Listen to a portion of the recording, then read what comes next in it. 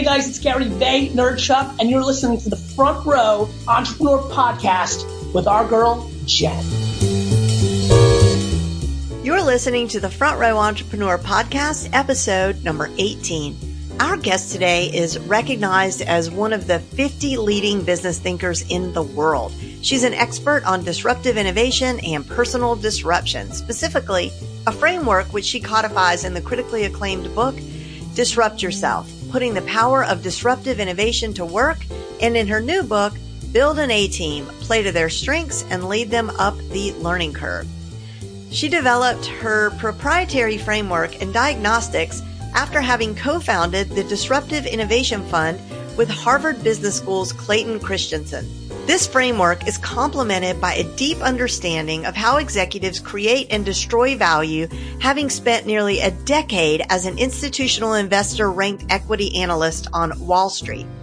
In addition to her work as a speaker and advisor, she is one of Marshall Goldsmith's original cohort of 25 for the 100 Coaches Project, is a coach for Harvard Business School's executive education program, frequent contributor to the Harvard Business Review, is a LinkedIn influencer, and hosts the daily Disrupt Yourself podcast.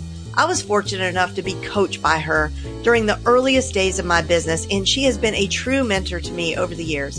Dear listeners, it is such a pleasure to introduce you to Whitney Johnson. Hey, Whitney, welcome to the show. Hi, Jen. I'm so happy to be here. All right, Whitney. So on this podcast, we talk to front row people, and front row people are people who believe that life is too short to take a back seat in life or in business. They're people who step up to life's challenges. They don't shrink away. They're all in. And when they see an opportunity, they don't say, why me? They say, why not me? And I really cannot think of anyone who is more front row than you are. Your story is so inspiring. Will you share it with our listeners? Absolutely. But before I do that, I want to just say, I think you're a front row person. I think this podcast is so aptly described as I think about when I first met you about 6 years ago. So I love that you're doing this podcast. It just seems like the perfect venue for who you are and what you do. So I just wanted to say that. Now, well, thank you. Happy to share my story. I think sometimes I think I'm a sort of an improbable front row person. I'll start there. I don't know that I set out to be that way. I graduated from college with a degree in music and didn't really know what I was going to do. I kind of had this vague sense of what I would do, but it was super vague. Like, I'm going to be married and I'm going to have children and I don't know exactly what I'll do. But my husband and I, we moved to New York right after I graduated. He was getting his PhD in microbiology at Columbia. And then something really important happened. And I think this is when I started to move to the front row of my life, which is we get to New York. I'm absolutely terrified. I still remember driving across the George Washington Bridge into Manhattan, and it was just scary. And we lived in a 19th floor apartment, and truly I would not have left that apartment except that I had to go out and get a job because we needed to eat. And so I go out, I find a job, I get a job as a secretary for a retail broker. Best job that I can get because I'm a woman and I have a degree in music and it's the late 80s. And so that's just what you do. But every day I would go to work and there was this big bullpen across the seat from where I was sitting, and it was a bunch of guys, aspiring masters of the universe. This is very like working girl, liar's poker, bonfire of the vanities. All these guys, like trying to open up accounts, and they get on the phone. It's total hard sell. Like, doesn't take a rocket scientist to know that you should be buying this stock. And they'd say things like, throw it in your pom-poms and get in the game. I'm hearing that over and over again. And early on, I was like actually kind of offended because I was a cheerleader in high school. But then I'm hearing it over and over again. I'm like, okay, wait a second. I'm going to be working for a while. My husband's PhD is going to take 7 years. I can make X or I can make 10X. And I finally had this moment where I thought I have to throw down my pom-poms. So I start taking business courses at night. I study accounting. I study finance because I had never studied any of that in college. And then I have this boss who believes in me and I get a shot and I'm able to move from being a secretary to a banker. And that rarely happens if you know anything about working on Wall Street. And so from there, I moved to being a banker. I did that for several years. And then there was a big merger shakeup. And this time I didn't actually I got pushed off the front row into equity research, into the back row. Like, what do I do with this?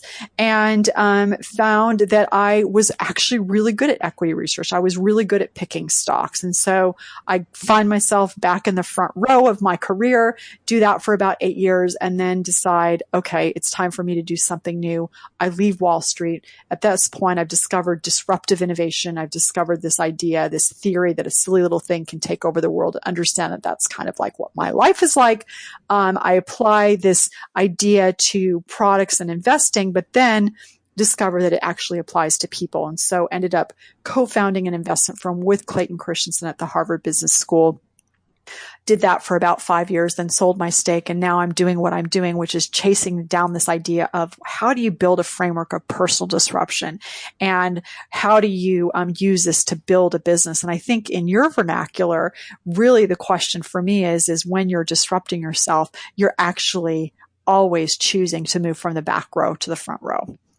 I love it. Yeah. Thanks for making that tie in. Absolutely. And disruption, I mean, we all throw that word around now, but really it was born at that time with you and Clayton Christensen, right? Well, not me. So what I would say is, I mean, I would love that if it were me, but it's not. So he wrote, his doctoral thesis when he was in business school in the early 90s.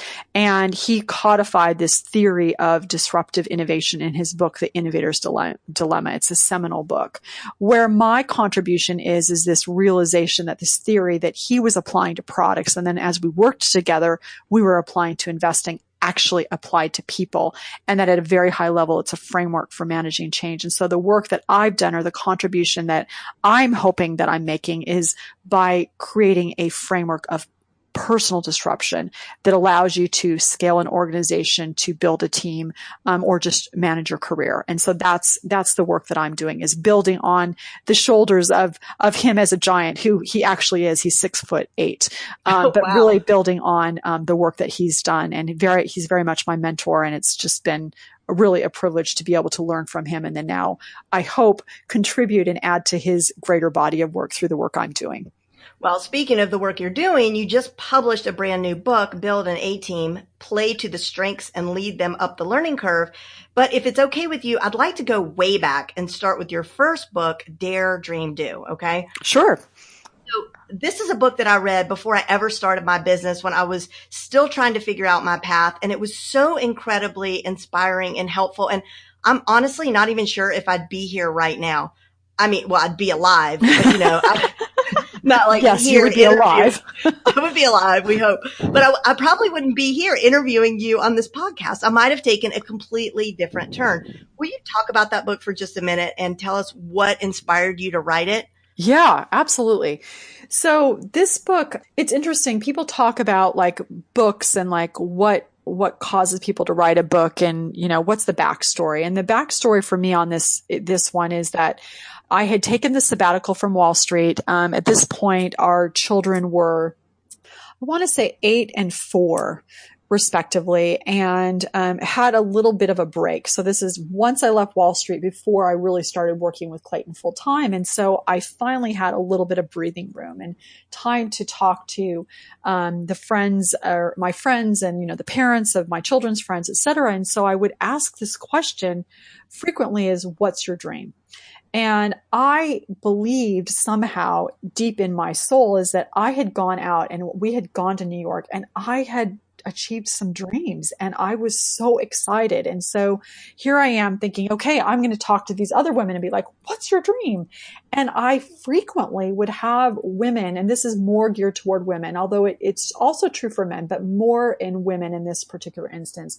They would say to me, well, I don't have a dream, or I don't know how to do the dream. But lurking in the background lurking in the background was frequently, I don't believe it's my privilege to dream.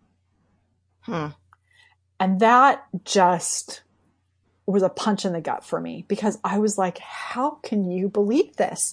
I mean, I'm talking to women in many instances who were educated, who were incredibly capable. Oftentimes they were mothers with 2 and 4 and 6 and 7 children, and they were believing that it wasn't their privilege and their birthright to go out and have a dream, who, by the way, oftentimes had husbands who were very successful off chasing their own dreams. And I was just like, I have to do something about this. And so that was the beginning of me. I am going to build a case for why you must dream. And then that evolved where I started inviting women to share the stories of their dreams, because I realized that, I have my dream, but you have your dream, and every dream is different. Maybe your dream is to be a mother of 10 children. And what does that look like? And so this book was why it's important to dream. How do you figure out what your dream is, and how do you do it? And in retrospect, what it was is me saying to women, I have figured out how to go out and be a ship, and I want to teach you how to do that. And by the way, you have learned how to be a harbor. I'm watching you do this. My children are still young. I'm not quite sure how to be a harbor. I want to learn how to do this. This is me paying homage to you. So I want to teach you, but I'm also paying homage to you as a person who knows how to be a harbor. I want you to learn how to be a ship. And while we're doing that, who have learned how to be a ship, want to learn how to be a harbor from you. And so that was the genesis of that book. I love that metaphor. Let me ask you this without trying to turn you into a psychologist, but I mean, I'm sure that there's some underlying takeaway for you after talking to all these women of why it is we might not give ourselves the privilege to dream or feel like we don't have that privilege. Oh, you can totally turn me into a psychologist. I've had years and years of therapy, and I consider myself, I know enough to be dangerous. So part of what it is that, so I've studied Jungian psychology, and every person, well, actually, you asked me let me say 2 things. Every person has masculine and feminine qualities. And so men and women have masculine and feminine. So masculine is the ability to wield power, to control situations, and feminine is the ability to nurture. So to be a harbor, and the masculine is to be a ship. And so in our society, men sort of get pushed to be a ship, and then their challenge is to grow up and figure out how to be a harbor. And oftentimes, being a father, if they're, religious, that tends to give them an opportunity to do that. For example, women tend to be socialized to learn how to be a harbor. And then the question is, how do they go out and learn how to be a ship? The challenge for women is that we have learned from the research there that women are only considered to be feminine in the context of their relationship with someone else, and when they are giving up something for someone else. So they're ceding resources, they're ceding time, they're ceding money, etc. And so then women get put into this double bind, because what it means is that she can only be feminine if she's being a harbor. If she's trying to be a ship, which will require resources pulled from someone or something else for her, then she is suddenly unfeminine. And so for women, we have to solve that double bind. And part of the point of that book was to help women understand what was happening for us psychologically, so that we could then walk through that and move forward. And you use Jungian psychology, use the myth of psyche, et cetera, to help you think through that. And that's part of what you find in that book. It's not academic. It's very, very personal. It's like having a cup of hot chocolate. But those are some of the underlying or sort of ideological underpinnings of that book. Yeah, it is like having a cup of hot chocolate. It was a wonderful book. And then you come out and you write Disrupt Yourself, and you have a podcast by the same awesome name. That name is so good because it's like a little bit irreverent sounding. It's just a really good name. Anyway, so you come out and you write this book, Disrupt Yourself, which for me is more of this is a more like brass tacks, how to disrupt yourself. And the big message being that if you want to achieve your dreams or sit on the front row, you've got to be disruptive in your personal and your business life. But then the question is, how do you know when it's time to disrupt and get on the front row? Yeah, that's a great question. The idea of disruption is you have to take a step back to slingshot forward. What I would say is, let me give you a little bit of background, or not background, but I want everybody, as you're thinking about this idea of, how do you know when it's time to do something new, is I want you to picture an S in your brain and draw an S, like with your finger. Do it with me as you're listening. And this is an idea of something that I thought through as we were applying this framework of disruption to investing, is that we use this thing called an S curve. It was popularized by E.M. Rogers in 1962. And we used it to help us figure out how quickly an innovation would be adopted. You're at the base of the S, growth is slow. You then reach that knee of that S where growth starts to accelerate. And that's when you get like 10% of a market. And then you get to the 90% or saturation, growth tapers off. And the big aha for me, and what has since become foundational in the work that I do, is that this S curve could help us understand people. That every single person, every time you start a new role, you start a new job, your life in general is one big S. And when you start something new, you're at the base of that S, and growth is going to be slow and you won't know what you're doing. And it's this big jumble of pieces where you have to figure it all out. You know it's going to be a slog, so that helps you not get discouraged. And then you put in the work, you move into the steep part of that S where everything is starting to really hum. Things are hard, but they're not too hard. They're easy, but not too easy. It's the steep part. You do a little, a lot happens. You're putting the pieces together. All your neurons are firing. You're competent. You're confident. You're engaged. And then you approach the top of the S. And the thing that happens at the top of the S is growth starts to slow again. It's easy. Very easy, but because you're no longer learning, what we know from the neuroscience is you get bored. So to answer your question, how do you know when it's time to do something new? Are you getting bored? Are you finding yourself dialing it in? Are you finding yourself saying, there's got to be more than this? Are you finding yourself saying, everybody's saying, I've got it easy, but I'm feeling kind of cranky. I'm feeling like I need more. That's when you know you're at the top of the S, and it's time for you to disrupt yourself and do something new. It's like a game of chutes and ladders. You start at the bottom, you climb to the top, and then you jump to the bottom of a new ladder. And you do that over and over again. And what we've seen from our research is that on average, you can be on a learning curve for about 4 years before it's time for you to cycle through and do something new. That's really interesting because in all the time, I mostly deal with online businesses, online coaches, people who are trying to build a business online. And it seems to be that usually if people are going to make it, and this is completely unscientific, but the people that are going to stick around in their businesses and their businesses that are going to scale, it's right around year 4. Seems to be like year 3 or year 4. And then people sort of check out after that if it hasn't happened yet. But it's a unique sort of thing because, well, no, it's not unique. But I guess my question is, in online business, when you're trying to grow this audience, because it's all about really the size and relevance of your audience, it can take a while. And it's very, very discouraging for people. And they're getting like 1,000 different messages from at least as many people.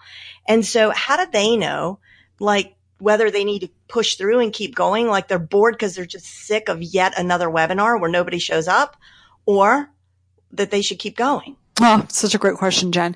So there are 2 different questions here. So how do you know when you're at the top of a curve? So everything is actually working, but you know that because you're going to get bored and, bored and complacent people get disrupted, you've got to jump to a new curve. So that's one question that you started to ask.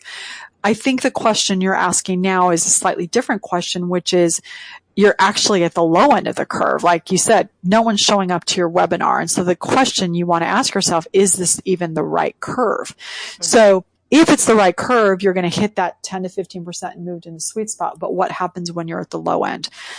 There are 4 questions that you can ask yourself to find out if you if it's time for you just to persist and keep going, or if it's time for you to consider, how do I tweak this? What do I need to do differently in order for me to find a different curve, or certainly tweak it so that it becomes the right curve? And so here are the 4 questions that you can ask yourself.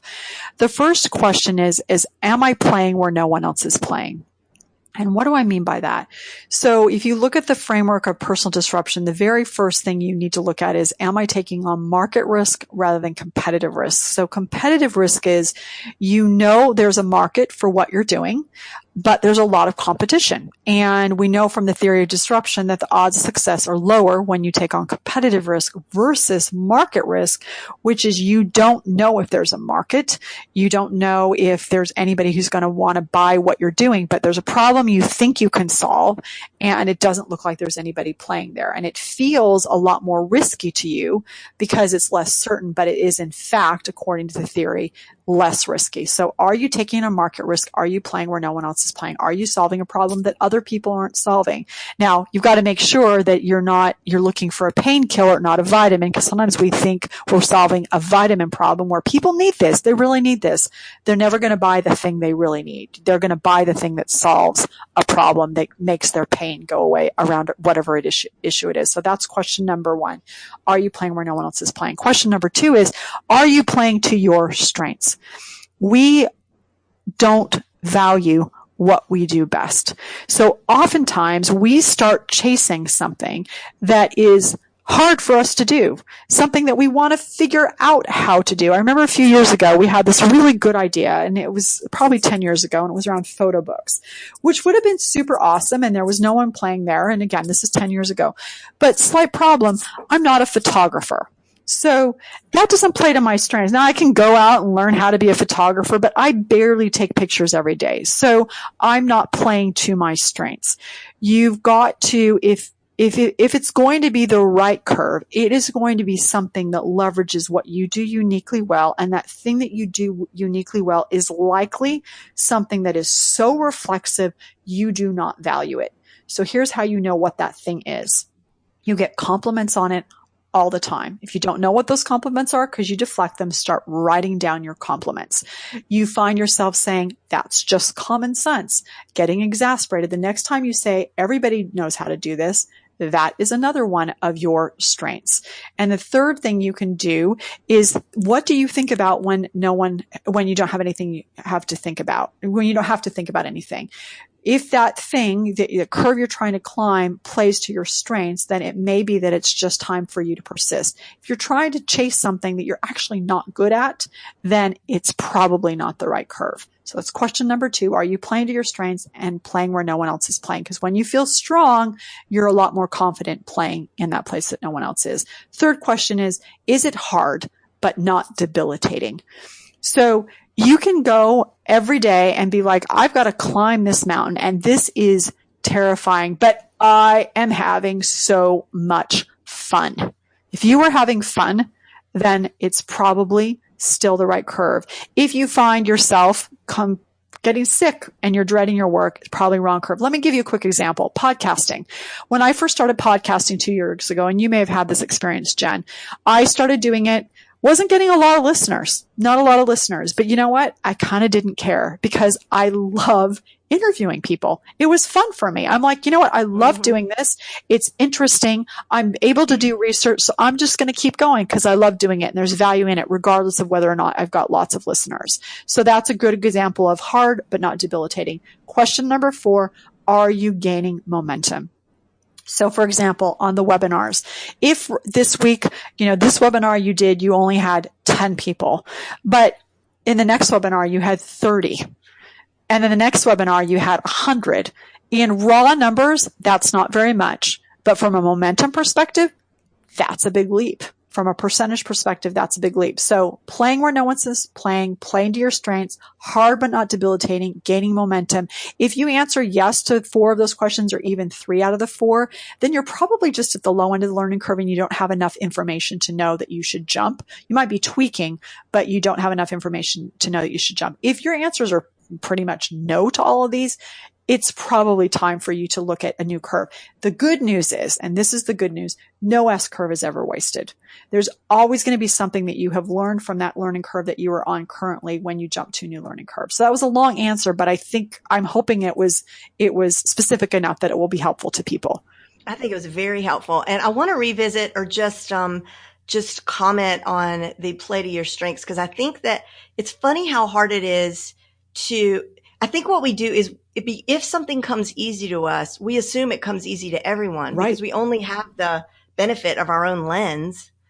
So we feel like, we're stating the obvious or something like that. And I think that it's really hard to be able to look at something, to zoom out and look at yourself that way. It is really hard. And one of the things that for your listeners, your audience, I would say is that's why listening to compliments becomes really important because again, we deflect them. And so I would issue, an invitation to all of your listeners is for the next couple of days, every time any compliment comes in, instead of just brushing it off, which we do almost within seconds, like we don't even remember what the compliment is pull out your phone and write it down on your phone. And then over, the subsequent week, be like, that's interesting. So these people are giving me these compliments completely unsolicited. They're telling me that that's my superpower. And it can be anything. It could be that you have nice eyes. Like, it doesn't matter what it is. It's going to be your superpower. And so then the question is, and the reason I said nice eyes is, if someone tells you have nice eyes, then you should probably be doing sales calls in person, not on the phone, right? Because then it doesn't do you any good. So there's, whatever those strengths are, you've got to figure out a way to use them and leverage them, because you're not going to be successful in your business if you're not willing to leverage what you do uniquely and innately and inherently well. Okay. Well, I think that's super motivating. And I think some more motivation that came out of that book for me is that you talk about how a lack of money and a lack of experience can actually be to our benefit. Yeah, absolutely. In fact, I'm going to go back to the example, I think, earlier when we were talking about the book Dare, Dream, Do. So, when early on my blog, so this is probably like 2008 maybe. So, oh, wow, is it really that long ago? It's been almost 10 years ago. Anyway, so I decide that I want to get some advertising to get people to come to my blog because, writing about dreams was kind of playing where no one else is playing. It didn't fit into any certain sector. I'm like, I want to buy some advertising. So I bought advertising on Design Mom. And I don't know if you know that blog, but I bought some advertising there. I'm like, okay, well, I'm going to buy advertising, then I got to have more content. And right now I'm only blogging like twice a week. So I had this constraint of time, and I thought, all right, well, I'm going to invite women to write guest essays to basically share the stories of their dreams, and not just women, also men too, but mostly women. And so my constraint of not having time, but having bought this advertising, turned into having women write these beautiful essays about what they were dreaming of doing. And those essays are really fundamental to the book Dare, Dream, Do. And they made that book so much richer because it was not the story of my dream, but the story of 50 different people's dreams. And so everybody who reads that book could find themselves there. And so that was a great example, or is a great example, of turning your constraint, my lack of time, into a tool of creation by having all of a sudden all these wonderful essays and stories that made the argument of that book much, much more compelling. Ah, I love it. And, and now people do that, but I think you were one of the first people to do that. Like, Gretchen, who wrote the Happiness Project. Gretchen Rubin. So she did that, but you did it way before she did. That's a great example.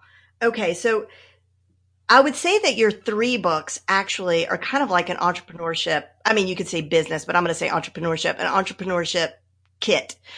Because like, let's say the first one is about the dream. The second one is about like disrupting yourself and chasing down the dream and making it happen and executing. Your third book now is bringing all that to a business. So now you've got a thing that maybe you've scaled. And so build an A team, play to their strengths and lead them up the learning curve is going to be, so most of my listeners are probably going to be looking at this more from a solopreneur, very small business perspective. They're working with small teams, virtual teams. Okay. And so I'm wondering, that's helpful. Yeah, we can. Yeah, it applies.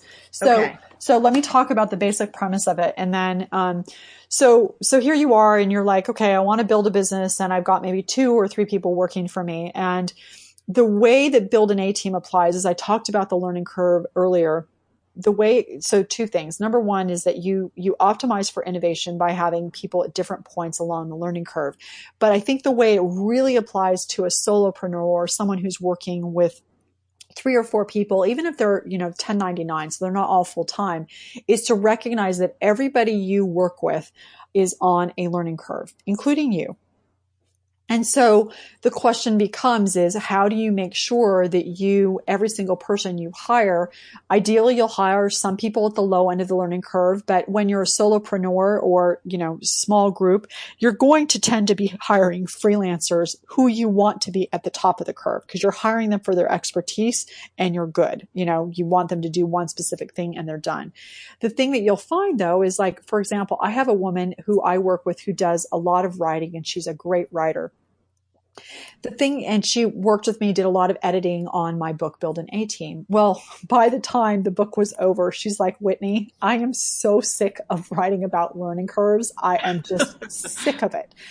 And I was like, okay, well, can you edit this one thing? And she's like, Whitney, I'm at the top of my curve. I'm like, okay, so what do I do here, right? Because she's a great writer. I want to continue to work with her. But if I keep just giving her top of the curve stuff, she's not going to want to work with me anymore. I have to figure out a way to allow her to go back to the low end of the learning curve. So what was that signal for me? It meant and has meant and is meaning in real time. I have to start bringing 1 or 2 people along that can be at the low end of the learning curve for whom it will be exciting to write about building an A-Team because it's brand new to them. They're very, very new to the process. And then at the same time, give this other woman, her name is Heather, an opportunity to work on projects and write about things that are new to her, do research around, what we might do for our next book, etc. And so for the people who are listening to this, I think this is a great example of how you can apply this is if you find people who are really good, how do you make sure that they want to continue working for you? They're going to get bored if it's only at the top of the curve. So there are ways and things that you might need to do in order to continue to have them be excited and give them new projects. Yeah, I love it. I actually have a small mini course that's how to hire and train and work with your first virtual assistant before you think you need one. And it really is a challenge because a lot of this work is kind of mundane, right? It's kind of monotonous, but I've found some like fun tricks to do what you're talking about. I mean, if it's only like giving them, buying an online course, like what do you want to learn? And then buying them an online course, they learn it, they become experts in that. It sort of builds up their own resume for later. But then I also get to benefit from that expertise in my own business, and I don't have to learn it myself, more importantly. And also like I have an outstanding, person who works with me and she's in the Philippines and we're working on her visa now to come with me to social media marketing world. And so she's thrilled to death. And so that's she fantastic. Feels more like a partner than, and that's a great example of being willing to lead them up the learning curve is making it possible for her to have other opportunities. Awesome. Okay. Now what we're going to do is because these questions don't really fit anywhere else. So we're just going to call it kind of rapid fire. Okay.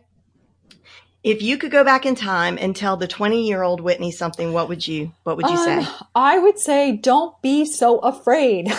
It will be okay. I think that I just was so afraid. And, I guess, so that would be the thing that I would say. The irony of all that is that the work that I now do is really, I want people to understand that in order for us to be happy, we have to be willing to change, and we're all terrified of change. And so the work I do is to try to make it safe for people to change, whether you're an individual or an organization. But I would love to be able to just tell my 20-year-old self, it's going to be okay. Like you can figure this out and you will be okay. Yeah, there's so much truth the older I get in that quote that youth is wasted on the young, because we become so much become so much more fearless as we get older, and we care less about the minutia, but I guess you just have to live it to get to that point. Okay. What's your favorite business book? My favorite business book. I would say, one, obviously The Innovator's Dilemma by Clayton Christensen. I think that's been the most, formative for me. A book that I really loved I'm going to give you two. One is, actually, I'm going to give you that I've recently been reading. I can't do favorite.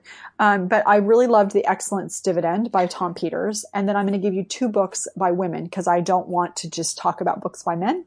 I really loved Growth IQ by Tiffany Bova. It's excellent, and I think it will be very useful for your particular audience. And I also loved Off the Clock by Laura Vanderkam. And it doesn't sound like it's a business book, but it is definitely a business book. It's about productivity and how to really use your time productively and make it feel like you have more time, which I think is definitely relevant to a small business owner. So those are the four books I would recommend. Outstanding. All right. Speaking of productivity, do you have a morning routine? I do. It's a little bit difficult because, I travel all the time for work. But there are a few things that I do every single morning, whether I get up at 4 a.m., whether I get up at 6 a.m. I pull out my phone, and I plug in my headphones and I listen to scripture. I listen to scripture first. I then listen to a motivational, inspirational talk that has a religious or gospel study base because I'm a very devout Christian. And then after that, I'll listen to something that might be motivational. Like, I'm listening to a course right now called Lead the Field from Bob Proctor. So those are three things that I'll do immediately, oftentimes before I even get out of bed. Then I'll meditate. I use the Headspace app. So that's like my first hour.